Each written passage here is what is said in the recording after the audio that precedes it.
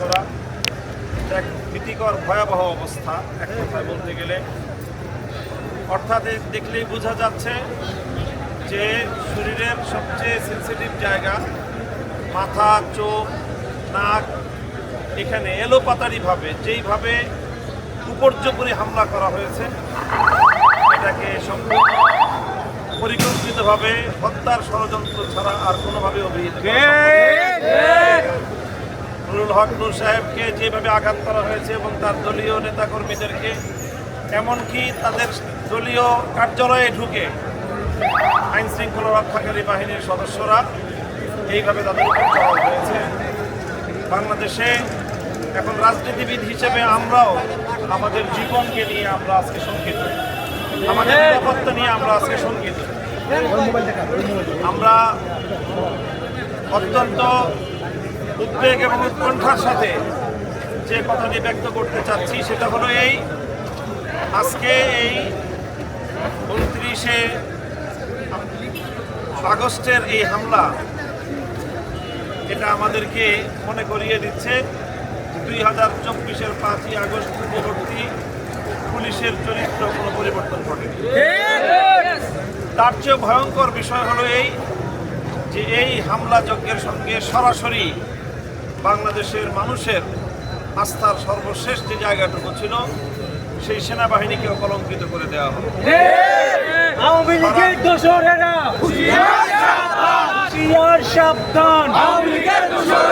সরাসরি সেনা সদস্যরা ওপেন জাতীয় গণমাধ্যম এবং বিভিন্ন মিডিয়ার উপস্থিতিতে এইভাবে একজন দেশের বরেণ্য রাজনৈতিক নেতার উপর হামলা পরিচালনা করতে পারে, এটা সভ্য এই পৃথিবীতে কল্পনা করা সম্ভব না। কাজে আমরা মনে করি দেশ আজ গভীর সংকটের মুখে। পরাজিত শক্তি তারা যে কোনো উপায়ে জুলাই বিপ্লবীদের কাছ থেকে প্রতিশোধ গ্রহণ করার জন্য তারা মারমুখী হয়ে উঠেছে। কাজেই এই পরিস্থিতিতে আমি বলতে চাই, বাংলাদেশের দেশপ্রেমিক রাজনৈতিক সকল পক্ষ, দেশের আপামর জনসাধারণ, সারা দেশের সকল ছাত্র জনতা আজকে এই পরিস্থিতিতে শুধু এক ব্যক্তি নুরুল হক নূরের উপর হামলা হয়েছে, এটি আসলে তাদের একটি টেস্ট কেস। তারা যদি আজকে নুরুল হক নূরের উপর এভাবে হামলা চালিয়ে এবং তার দলীয় সেক্রেটারি জেনারেল জনাব রাশেদ খান এবং অন্যান্য তাদের দলীয় প্রায় অর্ধ শতাধিক নেতাকর্মীদেরকে এইভাবে বর্বরোচিত হামলায় ক্ষতবিক্ষত করে দিয়ে তাদেরকে হাসপাতালের শয্যাশায়ী করে দিয়ে যদি এই হামলাকারীরা পার পেয়ে যায়, তাহলে জুলাই বিপ্লবের অংশীজন কেউ নিরাপদ থাকবে না।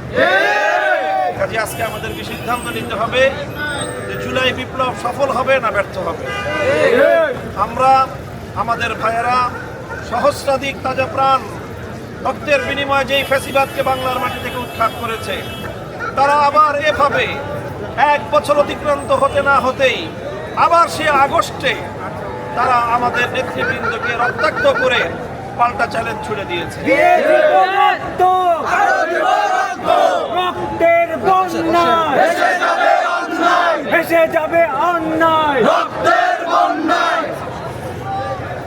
কাজেই আমরা ডাক্তারদের সাথে কথা বলেছি, বিভিন্ন নুরুল হক নূরের অবস্থা সংকটাপন্ন, আরও কয়েকদিন লাগবে হয়তো, তারপরে পরিপূর্ণ অবস্থা অনুমান করা যাবে যে কত এবং আঘাতের চিহ্নটা কতটা গভীর, মস্তিষ্কের ক্ষতটা কতটা গভীর এবং তার চোখের কী অবস্থা। তো এইভাবে এই বাংলাদেশের এই নৃশংস এবং এই রকম পরিকল্পিত যৌথ বাহিনীর হামলায় শিকার হয়ে আজকে আমরা জুলাই বিপ্লবের অংশীজন সকলকে বলবো যে আমাদের আর হাতে সময় নেই।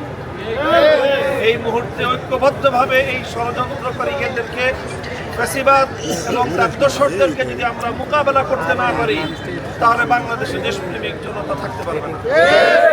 কাজে আজকে আমাদের সিদ্ধান্ত নেওয়ার সময় এসেছে, আমরা এদেশে থাকবো না বাংলাদেশ বিরোধী অন্য কোনো শক্তি বাংলাদেশে শাসন করবে। দেশের অস্তিত্ব এবং দেশের স্বাধীনতা আজকে প্রশ্নের সম্মুখীন, হুমকির সম্মুখীন। কাজে এই পরিস্থিতি থেকে যদি আমরা ঐক্যবদ্ধভাবে ইনশাআল্লাহ আবার যদি আমরা মোকাবেলা করতে নামি, ইনশাআল্লাহ ফ্যাসিবাদী স্বৈরাচারী শেখ হাসিনা যেভাবে দেশ ছেড়ে পালিয়ে যেতে বাধ্য হয়েছে, তার দোসরদেরও মুখোশ উন্মোচিত হবে এবং তারাও ইনশাআল্লাহ জনতার এই ঐক্যবদ্ধ প্রতিরোধের মুখে তারাও পরাস্ত হবে।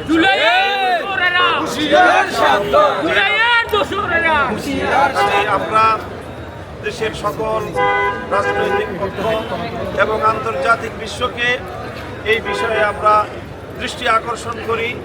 জাতীয় গণমাধ্যমগুলোকে আমরা বলি যে এই ঘটনা যথাযথ নিন্দা এবং এই ঘটনার প্রতিবিধান করার জন্য যা করতে হয় আমরা সকলে ঐক্যবদ্ধভাবে যেন সেটা করতে পারি, সেই প্রত্যয় আমরা ব্যক্ত করছি।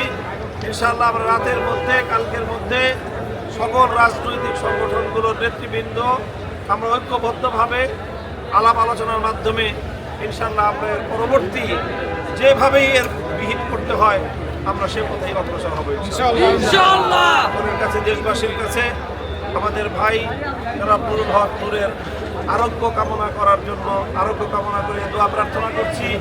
আল্লাহ যেন তাকে সুস্থতা দান করেন এবং বড় ধরনের কোনো ক্ষতি যেন তার না হয়।